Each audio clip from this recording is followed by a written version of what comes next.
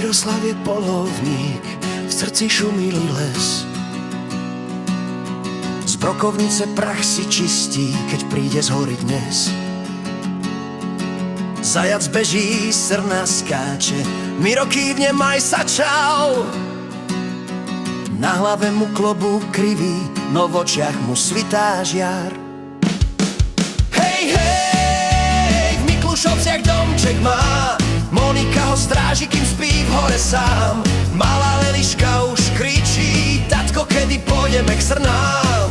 Hej, hej, Miroslav sa len smial, dievčatá, vy ste môj lesný bál. Na chate potok veselo, tam sa spieva, pije, hrá. Ferko nalieva si tretí, hovorí, že je to čaj. Miško krája slaninu, čo ju našiel ešte v marci. Miro vraví, toto prežiť, to je výkon, moji chlapci. Hej, hej, na chate potok znie smiech, Monika volá, nezabudni prísť ešte dnes. Eliška je kradne mobil, píše, tatko, donies med. Hej, hej, polovník sa len smial, medveď by mi viac dal rád. Po nociach, keď mesiac svieti, v lese ticho, nikde nič. Miro číha, no mu v hlave snie, zas umyť riad zabudol si. Zver sa smeje spoza kríkov, veverička kýva mu. Radšej domov k Monike, kým ti zruší večeru.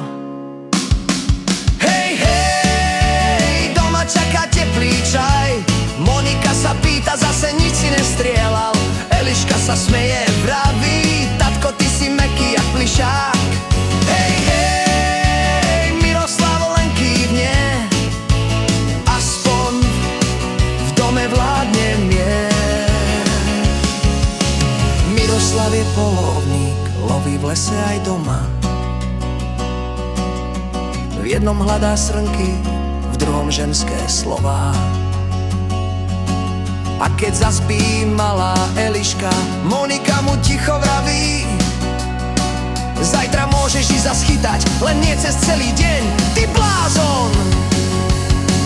Hej, hej, Miklušovce, krásny kraj, lese znie smiech.